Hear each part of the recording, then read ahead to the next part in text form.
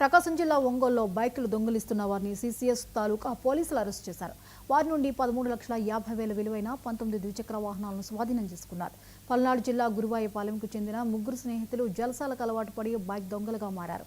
నిందితుడు బండారు నవీన్పై నరసరావుపేట 1 టౌన్లో 6 బైకులు దొంగిలించినట్లు కేసులు ఉన్నాయి.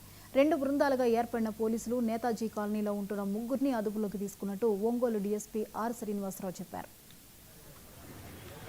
మోటార్ సైకిల్స్ ఇప్పుడు మనం వీళ్ళ ముగ్గురితోటి మాట్లాడితే మనకు తెలిసినటువంటి విషయం ఏమిటనంటే వీళ్ళు కాన్సన్ట్రేట్ చేసిందల్లా మెయిన్ ఏవైతే లాక్స్ వేయకుండా ఉంచారో వీళ్ళ దగ్గర కానీ లేదు అని అంటే పదాలు స్ట్రీట్లో కానీ ఆ మోటార్ సైకిల్సే ఎక్కువగా వీళ్ళు కాన్సన్ట్రేట్ చేయటం జరిగింది.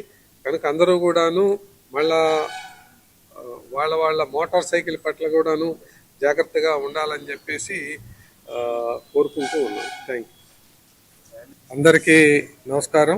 గత 2-3 నెలల కాలంలో మనకు ఒంగోలు టౌన్ చుట్టుపక్కల ప్రాంతాల్లో జరిగినటువంటి మోటార్ సైకిల్ దొంగతనాల్లో ఈరోజు ఒక ముగ్గురిని అదుపులోకి తీసుకొని విచారించి వాళ్ళ దగ్గర నుంచి మొత్తం 19 మోటార్ సైకిళ్ళు స్వాధీనం చేసుకోవటం జరిగింది. మనకు గతంలో కూడాను మోటార్ సైకిల్స్ దొంగతనాలు జరుగుతూనే ఉన్నాయి. మనం క్యాచ్ చేస్తున్నాం, పట్టుకుంటున్నాం.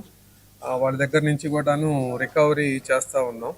ఎక్కువగా యూత్ దీనికి అలవాటు పడటానికి కారణం కూడాను ఎక్కువ శ్రమ లేకుండా తాళాలు వేయనటువంటి మోటార్ సైకిల్స్ని ఈజీగా థెఫ్ట్ చేయటం జరుగుతుంది. అట్లాగనే ఎప్పుడైనా దొంగతనం చేసినటువంటి వ్యక్తికి రెండో అంటే ఏమి కోరుకుంటాడు అని అంటే అతను కోరుకునేటటువంటిది డిస్పోజల్ ఆఫ్ ప్రాపర్టీ. అంటే దాన్ని ఎంత త్వరగా డిస్పోజ్ చేసుకొని క్యాష్ చేసుకోగలుగుతాడో అలాంటి ప్రాపర్టీనే ఎక్కువగా దొంగతనాలు జరిగేటటువంటి అవకాశం.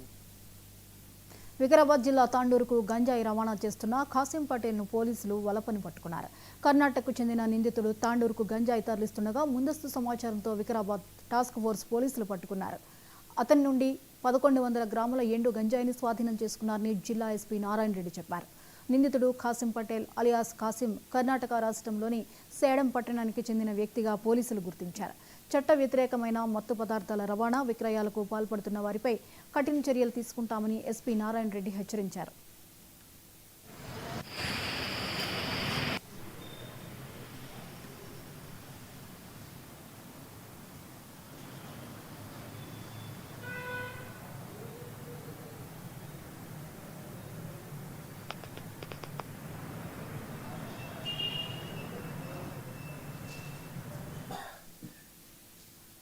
నిర్మల్ జిల్లాలోని కడెం నారాయణ రెడ్డి ప్రాజెక్టుకు